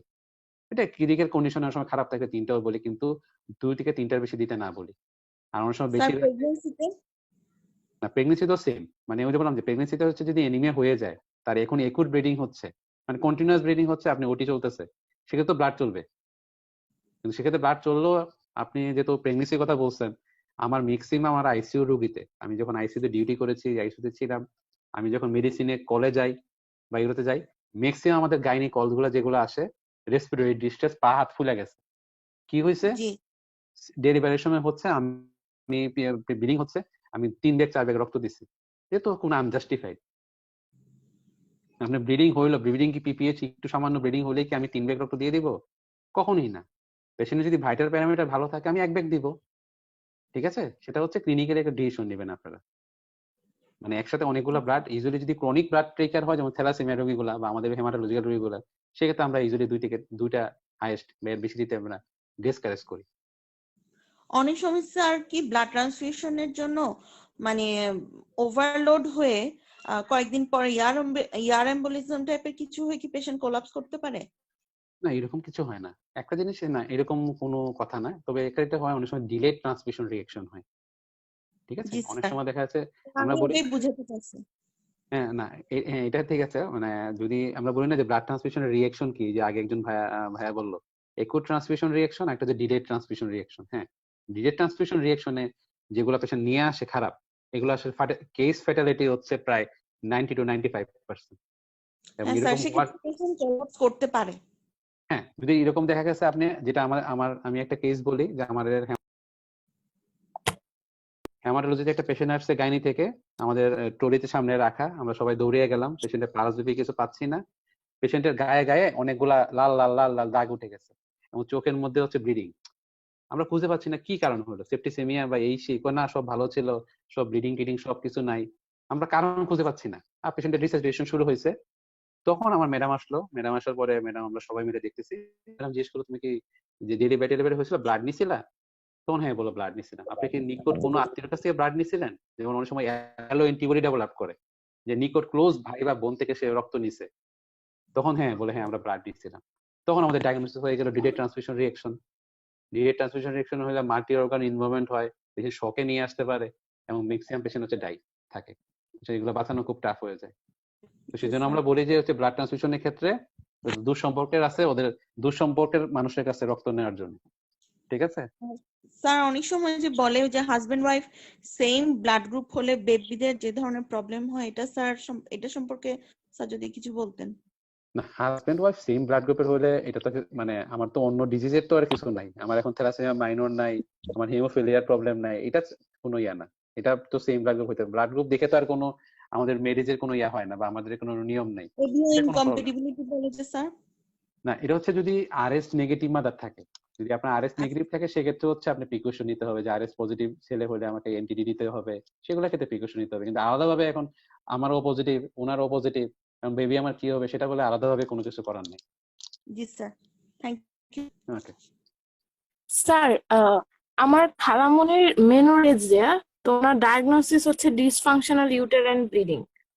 হ্যালো, বলেন। তো উনি তার কিছুদিন পরপরই ওনার মানে মানে অ্যানিমিয়া হয়, খুবই বাজে অবস্থায় নামে।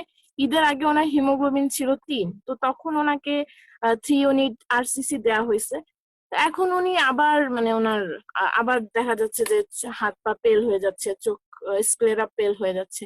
এটার জন্য কি করবে এখন, যেহেতু ওনার বয়স প্রায় 45-এর মতো, তো গাইনি ডক্টররা মানে হিস্টেরেক্টমিও করতে চাচ্ছে না, এখন বলতেছেন যে আর 5 বছরের মতো ওয়েট করতে, কিন্তু উনি খুব মানে এরকম বারবার অ্যানিমিক হয়ে যাচ্ছেন আর কি। না, এটা তো ওনারা বলতে পারেন না, কারণ আমি বললাম কি, যেহেতু বললাম যে আমাদের এনিমিয়া হয়েছে, এনিমিয়া আপনি কারেকশন করছেন, আপনার রোগী ভালো হয়ে গেছে, আবার মানে সোর্স তো আছে, সোর্সের জন্য তো ব্লিডিং হচ্ছে, আবার পেশেন্ট খারাপ হয়ে যাচ্ছে। এরকম যদি একটা পেশেন্টের হিমোগ্লোবিন বারবার 3 হয়ে যায় এবং যদি এরকম ব্লাড ট্রান্সফিউশন দেন, ব্লাড ট্রান্সফিউশনও তো কিছু রিঅ্যাকশন আছে, আবার বারবার এনিমিয়ার কারণে যে কোনো সময় হার্ট ইনভলভমেন্ট হতে পারে, তো অবশ্যই তো আপনাকে ডিওবি ট্রিটমেন্ট করতে হবে। সেক্ষেত্রে যদি ওনারা বলেন না 45 বছর হয়েছে আর 5 বছর ওয়েট করতে হবে, তো 5 বছর তো রোগীর প্রতি মাসে মাসে ব্লাড দেওয়া যাবে না, সেক্ষেত্রে কিন্তু একটা ইন্ডিকেশন আছে অপারেশনের, আমার করতে হবে। এবং 45 ইয়ার্স আপনার রোগী যদি 5 বছর এভাবে এনিমিয়া করে রাখেন, যদি মাল্টি অর্গান ইনভলভমেন্ট হয়, পরে আর ডিওবি চিকিৎসা করে লাভ কি? তো আপনি সমস্যায় পড়বেন, ঠিক আছে? আর একটা একটু বলে রাখি, যেহেতু আপনি এই কোয়েশ্চেনটা করেছেন, আমরা অনেক সময় অনেক ডিওবি রোগী পাই, যে ঠিক আছে ডিওবি যদি ক্লিনিক্যালি আপনার খালামণি ডায়াগনোসিস ডিওবি হয়ে থাকে, কিন্তু আমাদের অনেক হেমাটোলজিক্যাল বিভিন্ন ব্লাড ডিসঅর্ডার অথবা ব্লিডিং জি স্যার, ডিসঅর্ডার ঠিক আছে। এগুলো হয়ে থাকে।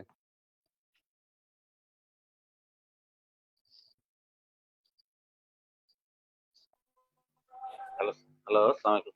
নমস্কার।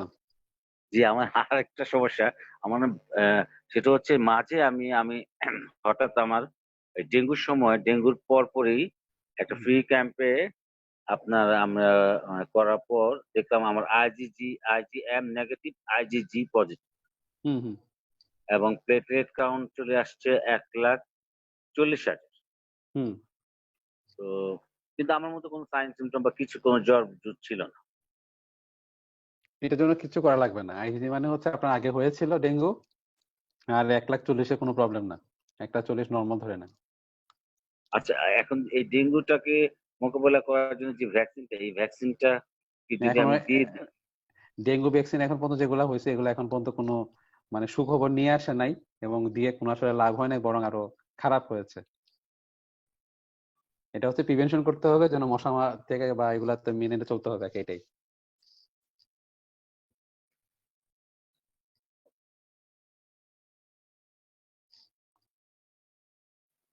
আরেকটা কোশ্চেন আসছিল যে ফাইলেরিয়া সম্পর্কে। ফাইলেরিয়ার সময় যে অনেক সময় যে নীলফামারীতে এদিকে হলে অনেক সময় যে পা লিম্ফটা অনেক বড় হয়ে যায়। হুম হুম হ্যাঁ, তো অনেক সময় যে আপনার ব্লাডের কি টেস্ট ওটা করে আমরা কোনোভাবেই এটা পাচ্ছি না। তারপর এটা ভেনাস একটা আল্ট্রাসোনোগ্রাম করা হয়, হুম হুম যেটা বিএসএমইউ তে করা হয়। হুম হুম হুম হুম হ্যাঁ, তো এইটা করার পরও কিছু করা যাচ্ছে না। তো এখন এটা আমরা তারপরে স্টেপটা আমরা কি করব? না আসলে কি মানে ফাইলেরিয়াসের মানে ইনভেস্টিগেশনের মানে মধ্যে ওনার প্রথমে এই তো অর্গানটা ইনভলভ হয়ে গেছে অলরেডি, হুম বাম পাটা অলরেডি ফুলে গেছে মহিলাটার। হুম হুম হুম, তো এখন ওইটা কজটা কোনোভাবে পাওয়া যাচ্ছে না। পরে ওনারা বললেন যে এটা হয়তো ফাইলেরিয়ার জন্য, যেহেতু উনি নীলফামারীতে থাকেন হুম হুম ওইদিকে রংপুরে, হুম হুম তো ওনার একটা ফাইলেরিয়া ধরে একটা ভেনাসে একটা আল্ট্রাসোনোগ্রাম করার জন্য বলছেন। হুম, হুম হুম কিন্তু এটা তার তো অর্গানটা অলরেডি ফুলে গেছে। হুম হুম এখন এটা কি কোনোভাবে একটা মেয়ে এটা দেখতেও তো খারাপ দেখা যায় এখন কথা যেটা হচ্ছে কি। কি ফাইলেরিয়াস যখন আমাদের কাছে আসে, তখন কিছু ওই যে বললাম সব ডিজিজের কিছু একুইট কন্ডিশন থাকে, একটা ক্রনিক কন্ডিশন থাকে। তো জি যখন আপনি বলছেন যে আপনার এটা পায়ে একটা পুরা ফুলে গেছে এবং জি প্রায় এরকম হয়ে গেছে, এটা একটা বলা যায় হচ্ছে পেশেন্ট একেবারে মানে সোজা কথা হচ্ছে একটা লাস্ট কন্ডিশনে আছে। এটা ফাইলেরিসিসের কারণে হয়েছে, অর্গানিজম গুলো ডেড হয়ে গেছে, ডেড হয়ে ওই জায়গাগুলো অবস্ট্রাকশন করছে, অবস্ট্রাকশন করে ফাইলেরিসিস হয়েছে। তো আমাদের যে যে টেস্ট গুলো এখানে আছে, যেটা আমরা অনেক সময় সিবিসি করি, মানে পিভিএফ করলে মাইক্রোফাইলেরিয়া দেখা যায়, আবার অনেক সময় জি ইউসিনোফিলিয়া পাওয়া যায়, চেক্স টেক্সে করলে অনেক সময় ক্যালসিফিকেশন এগুলো পাওয়া যায়। তারপর এই এলিজা মেথড বা এগুলোতে আমরা অ্যান্টিবডি টেস্টও করি। তো অনেক সময় যদি দেখা যায় একুট ইনফেকশন হয় বা একটু রিসেন্ট ইয়ার্স এর মধ্যে হয়, তখন কিন্তু দেখা যায় এই রিপোর্ট গুলা পজিটিভ আসে। আর যদি দেখা যায় যে অনেকদিন হয়ে গেছে, দেখা যায় আসলে এই রিপোর্ট গুলা কিছু আসে না। তো সেক্ষেত্রে যদি দেখা যায় এই- একুশ সবগুলো ইনভেস্টিগেশন নেগেটিভ থাকে, সেক্ষেত্রে আসলে যদি দেখা এমন পেশেন্ট যদি ড্রাগ হিস্ট্রি পেয়ে থাকে আগে, যেটা আমরা ডায়েটে কার্মেজান এগুলো ব্যবহার করি, এগুলো পেয়ে থাকে, সেক্ষেত্রে আসলে তখন কি ট্রিটমেন্ট করতে হয়, শুধু পায়ের ট্রিটমেন্ট, যে পায়ের মানে লোকালাইজ ট্রিটমেন্ট, যে আমি এখন এই পায়ের যত্ন নিব, তারপর হচ্ছে ওই স্টোকিং করাবো, তারপর হচ্ছে সার্জারির সাথে যোগাযোগ করে যে এখানে অবস্ট্রাকশন আছে অবস্ট্রাকশন রিলিভ করার চেষ্টা করব। এই ধরনের ট্রিটমেন্ট গুলো আসলে ইউজুয়ালি করা হয়। আর যদি উনি কোনো আলাদা ট্রিটমেন্ট না পেয়ে থাকে, যে না আগে স্যার কোনো এগুলো পায় নাই, সেক্ষেত্রে যদি আমি ট্রিটমেন্ট দেইও, এই জিনিসটা কিন্তু ইরিভার্সিবল থেকে যায়। এটা কিন্তু ওষুধ দিয়ে ভালো হবে না। আমার ওষুধ দিয়ে টার্গেট থাকবে অন্যান্য অর্গান দিয়ে তো না ধরে, কিন্তু এখানে লোকালাইজ আলাদাভাবে ট্রিটমেন্ট করতে হবে, যেমন এটা পুরোপুরি রিভার্সিবল কখনোই হবে না। মানে কথাটা আমি শেষ কথাটা একটু বুঝতে পারিনি শেষ মানে যে পায়ের যে কন্ডিশনটা হয়ে গেছে, যে মনে জি ক্রনিক জি জি হার্ট ডিজিজের কারণে, এমআই এর কারণে হার্ট ফেলিওর হয়ে গেছে পেশেন্টের, ক্রনিক হার্ট ফেলিওর, তো সেটা হার্ট ফেলিওর ইমপ্রুভ হবে না। মানে আপনার ট্রিটমেন্ট কন্টিনিউ করতে হবে হার্ট ফেলিওর জন্য বয়স তো ইমপ্রুভ কি করা যায়। আপনার 25? না ওই তো বললাম যে 25 হইলেও কিন্তু অনেকে আছে যে সেটা কিন্তু অনেক 12 বছর মানে তার 12 বছর বয়স থেকে 10 বছর বয়স থেকে শুরু হয়েছে, তখন ট্রিটমেন্ট করে নাই, তখন জ্বর ছিল। নেটের সমস্যা হচ্ছে। শোনা যাচ্ছে? হ্যাঁ জি জি, আবার বলেন। না আমি বলছি তার যদিও 25 বছর বয়স, কিন্তু মানে ইনফেকশন ডিজিজ তো আর বয়সের কোনো হিসাব নাই যে ম্যালেরিয়া কম বয়সে হয়, ফাইলেরিয়াসিস এই বয়সে হয়, এটা কিন্তু না, ঠিক না? এটা তো একটা বাসার ইয়ার জন্যই হয়ে থাকে। তো জি সেটা যদি আগে থেকে হয়ে থাকে এবং যদি ড্যামেজটা ইরিভার্সাল জি হয়ে থাকে, এটা আসলে কোনো পুরোপুরি ঠিক হয় না। সেক্ষেত্রে লোকালাইজ ট্রিটমেন্ট করতে হবে পায়ের আলাদা। আর বাকি অ্যাক্টিভ ইনফেকশন যদি থাকে সেক্ষেত্রে ট্রিটমেন্ট দিবেন।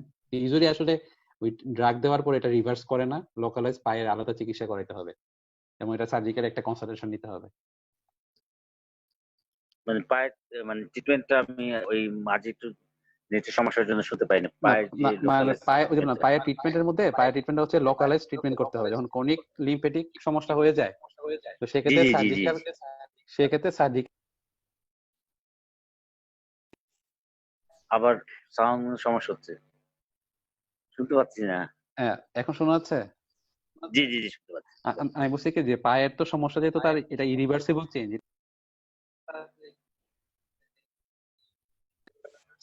সেটা পায়ের যে প্রবলেম সেটা ঠিক হবে না তো সেক্ষেত্রে হচ্ছে যে তার অ্যাক্টিভ ইনফেকশন যদি থাকে সেক্ষেত্রে ড্রাগ দিব আর যদি ড্রাগ দেওয়ার পরও যদি আসলে পায়ের প্রবলেম ঠিক হবে না সেক্ষেত্রে সার্জিক্যাল কনসালটেশন নিয়ে লিম্ফেটিক কোনো অবস্ট্রাকশন ড্রেন রাখতে হবে। শুনতে পাচ্ছি। তো ও কি বাচ্চা কাচ্চা নিতে কোনো সমস্যা হবে? না এটার সাথে এটার কোনো সম্পর্ক নাই। এটার সাথে এটা তার কোনো সম্পর্ক নেই। না সমস্যা মানে সমস্যা মানে কনসেপ্ট করলে বাচ্চার কোনো অ্যাবনর্মালিটি বা অন্য কোনো কিছু হবে না না। না না না না না না যদি কোনো ড্রাগ ট্রিটমেন্ট সে যখন কনসিভ করে সে সময় যদি কোনো এই ড্রাগ ট্রিটমেন্ট যেন না পায় সেটা খেয়াল রাখতে হবে এবং তার জি যেহেতু জি বয়স 25 বছর আছে পায়ের যতটুকু চিকিৎসাটা করা যায় মানে একজন প্লাস্টিক সার্জনের সাথে যোগাযোগ করে বা সার্জিক্যাল ডাক্তারের সাথে যোগাযোগ করে অথবা যে ভাস্কুলার সার্জন যারা লিম্ফেটিক বিভিন্ন ড্রেনেজ টেনেজ করে জি যদি জি পায়ের ডাক্তার। কিছু ইমপ্রুভ করা যায় সেক্ষেত্রে তার অনেকটা ইমপ্রুভ হয়ে যাবে জি। কিন্তু পুরোপুরি রিভার্স ইজিলি হয় না। আচ্ছা ওই যে এই সময় যে ওনারা একজন বলছেন যে একটা মোজা পরে থাকতে বলছেন। স্টকিং করা হচ্ছে যেন এখানে আবার থ্রম্বোসিস বা এম্বোলিজম এগুলো না হয় যেগুলো স্টকিং করলে পায়ের ইয়াটা কমে আসে। এটাতে কি কোনো বেনিফিট আছে? ওই যে পায়ের ফোলাটা বেশি বাড়বে না এক্সপানশনটা কম হবে এবং লিম্ফেটিক ড্রেনেজটা পিছন দিকে যাইতে একটু হেল্প করবে তো পায়ের ফোলা দিন আচ্ছা দিন বাড়বে আরো। আচ্ছা এখন কি তাকে কি আমরা অ্যাডভাইস করবো যে একটা ইসিজি বা একটু করে হার্ট ফেলিওর বা কোনো কিছু না না এই ইসিজি না জাস্ট এটা আপনি সার্জিক্যাল কনসালটেশন নিতে বলবেন। না আপনি তো হার্ট ফেলিওর কথা বললেন না, আমি না না আমি নেটে হার্ট শুনি। ফেলিওর আপনাকে না হার্ট ফেলিওর আমি উদাহরণ বুঝাইলাম যে একটা পেশেন্টের মানে এমআই পেশেন্ট বা এগুলো হার্ট ফেলিওর হয়ে গেলে হার্ট ফেলিওর তো আর ইমপ্রুভ হয় না জি জি ট্রিটমেন্ট কন্টিনিউ করতে হয় এবং হার্ট ফেলিওর জন্য রেগুলার আমরা অ্যাডভাইস দিই সেটাও সেম। ও যখনই আচ্ছা আচ্ছা আচ্ছা পা জি ফুলে যাবে যখনই পা এরকম ইরিভার্সিবল ড্যামেজ হয়ে যায় সেটা আগে চেষ্টা করতে হবে যে আমাদের যেন আমরা ইয়া করি। স্যার একটা কোশ্চেন ছিল আরেকটা স্যার। হ্যাঁ বলেন। স্যার টিটেনাসের আসলে ভ্যাকসিন আর র্যাবিস ভ্যাকসিন নিয়ে স্যার একটু কোশ্চেন। স্যার টিটেনাসের ভ্যাকসিন কেউ শুরু করেছেন লাস্ট যে ডোজটা স্যার ওটা মিস হয়ে গেছে স্যার যে দেখা গেছে তারপরে 3 বা 4 বছর পার হয়ে গেল সেক্ষেত্রে কি একদম নতুন করে স্টার্ট করতে হবে না শুধু শেষের ডোজটা নিতে? উইদিন সব ভ্যাকসিনের ক্ষেত্রে একটা জিনিস খেয়াল রাখবেন উইদিন 5 ইয়ার্স যদি হয় 5 বছরের মধ্যে যদি হয় মাইনর ট্রমা যদি হয় সেক্ষেত্রে একটা নিলেই হয় আর উইদিন 5 ইয়ার যদি মেজর ট্রমা থাকে সব আবার নিতে হবে আর 5 ইয়ার যদি পার হয়ে যায় সেক্ষেত্রে নিতে হবে সবগুলাই। না স্যার এমনি স্যার ওই যে ফিমেলদের যে স্যার ডোজ কমপ্লিট করতে বলে যে টিটির ভ্যাকসিন স্যার সেটার ক্ষেত্রে আমি বলতেছি স্যার না যে ওটা তো তার প্রেগনেন্সির সময় এটা তো প্রেগনেন্সির সময় যেটা শিডিউল নিচ্ছে সেটা নিবে পরবর্তী সময় যেটা বুস্টার আছে সেটা নিয়ে নেবে নতুন করে আবার নেক্সট প্রেগনেন্সিতে আবার নেওয়া লাগবে না। প্রয়োজন নেই। আর স্যার র্যাবিসের ভ্যাকসিনের ক্ষেত্রে স্যার ব্রেস্ট ফিডিং কোনো মাদার কি স্যার দেখা গেল যে মানে বিড়ালে বলে যে বিড়ালে আঁচড় দিয়েছে বা এই ক্ষেত্রে কি স্যার ভ্যাকসিন নিতে হবে বা নিলে কি বাচ্চাকে ব্রেস্ট মিল্ক ফিডিং করাতে পারবে কিনা স্যার? ওরকম ভ্যাকসিনে আসলে এরকম ব্রেস্ট ফিডের ইউজুয়ালি কোনো কন্ট্রাইন্ডিকেশন নাই ঠিক আছে সেক্ষেত্রে আমরা যদি বলি যে যেদিন ভ্যাকসিনটা দেওয়া হয় মানে ভ্যাকসিন তো প্রায় 1, 3, 7, 14, 21 এরকম রেজিমেন্টে দেওয়া হয় ঠিক আছে ইউজুয়ালি কোনো ভ্যাকসিনের আলাদাভাবে কোনো প্রবলেম ইউজুয়ালি হয় না। ওকে স্যার আচ্ছা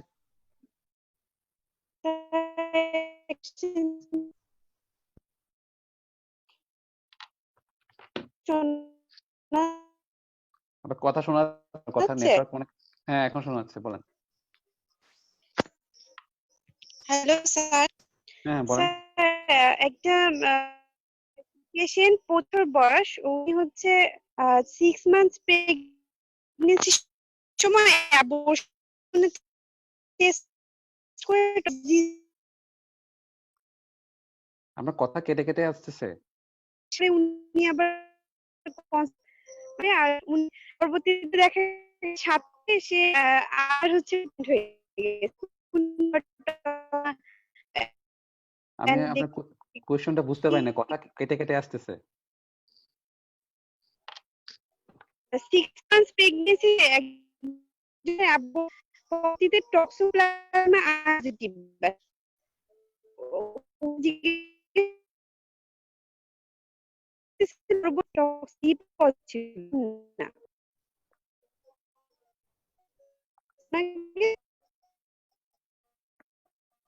কথা আমি আসলে বুঝতে পারিনি, আপনার কথাগুলো এখনো কেটে কেটে আসতেছে।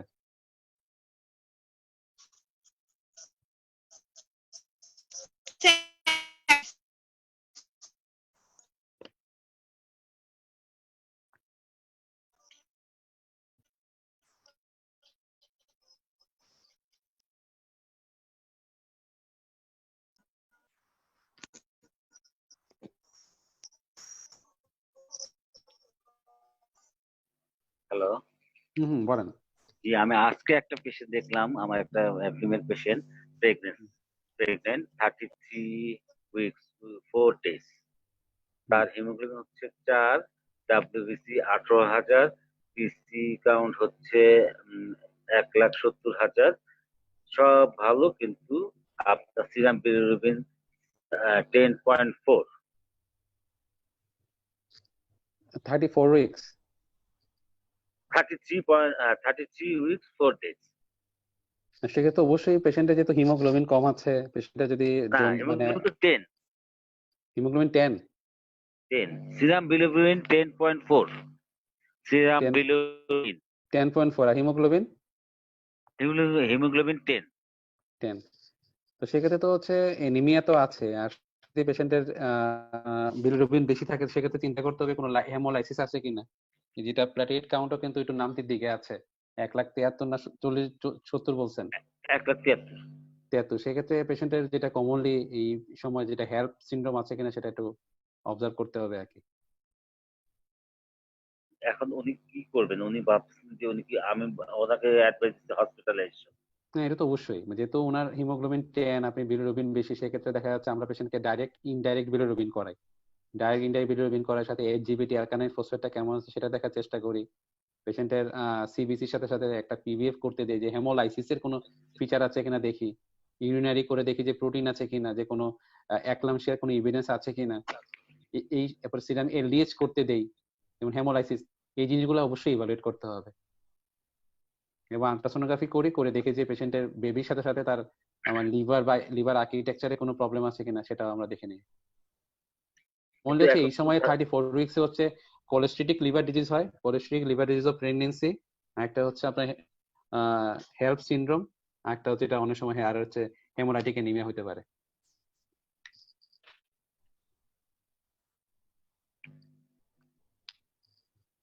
এখানে এই ক্ষেত্রে বাচ্চাটার সম্পর্ক না বলতে, বাচ্চাটা কি কোনো মানে এখন তো 34 আর তো বাকি আছে 6 উইকস। এখন এটা বাচ্চা তো বাচ্চা তো ওই যে বললাম যে এটা এখন ইভালুয়েশন করতে হবে যে আসলে তার প্রবলেমটা কি হচ্ছে। মানে এটা মেজর কোনো প্রবলেম কিন্তু না, কিন্তু যেটা কি প্রবলেম হচ্ছে সেটা যদি আমরা আইডেন্টিফাই করতে পারি সেক্ষেত্রে কোনো প্রবলেম না।